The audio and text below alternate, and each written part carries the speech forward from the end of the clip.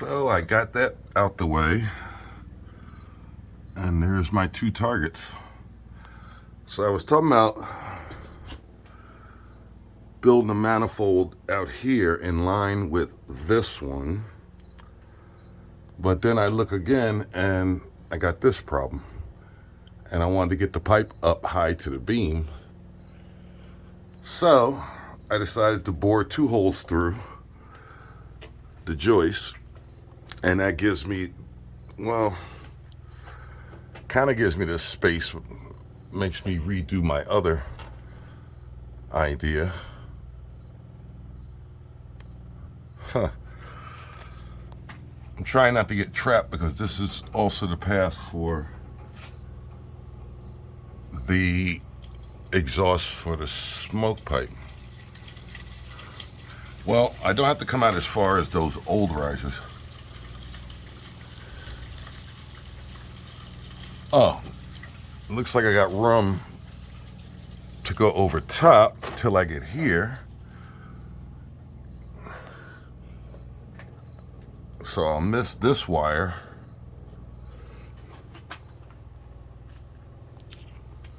And that's why I wanted to come underneath.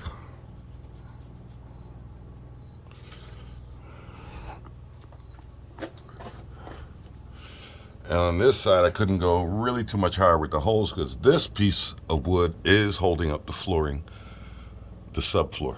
If I take that out, you have to have something there, and I want to go through all that. So we deal with the water pipes and then try to figure out where the smoke pipe's going to go. Looks like nothing on this side will work. I'm going to have to try to go over the top of it. There's no other way.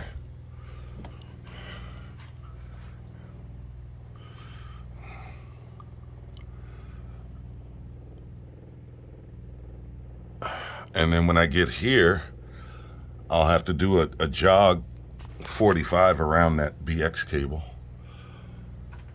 If I'm not touching this Romex cable, I don't care. But if the smoke pipe's going to touch it, I'd rather slot that hole and pull it down so it's not touching. But I thought upstairs was a logistical nightmare. This is worse down here because it really has you that you have no place to go.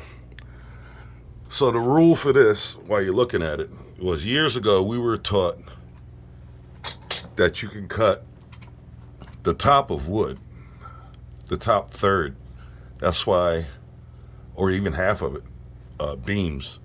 That's why you see a lot of old houses with the toilet bends, and they literally just chop a whole joist out. Problem with that is the old houses like this, you look at the joist, this is about a 3-foot span. This is an easy 2-foot span. So they're not 16 on center. And probably because back in those days, the timber was real timber. This one is a load-bearing wall. They doubled it. And nowhere would you see a timber doubled on the fly like that. Look at that. And it has actually got a bird's mouth in the bottom over the years where it has tried to settle.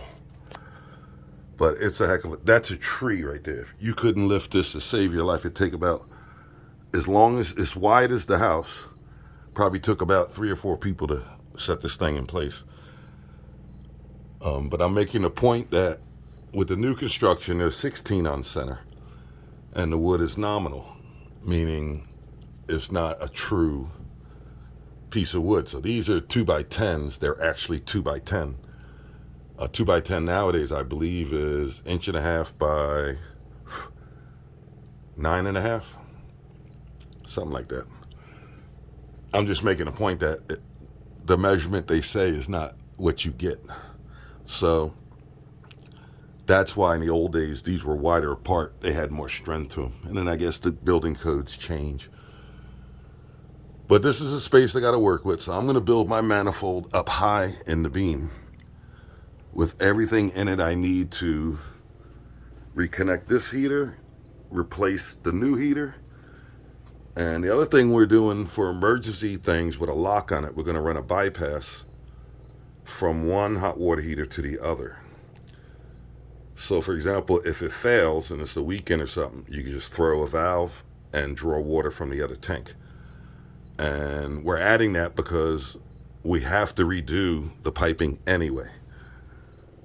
And I asked the client, would they like that feature, and said sure. It's the same amount of work with another piece of pipe, another T, another valve. So it's no biggie. So that's the name of that story. Haven't decided which is hot and which is cold yet up there, but I'm going to go upstairs and look again and figure that out. So anyway, there's the story. See you on the next one.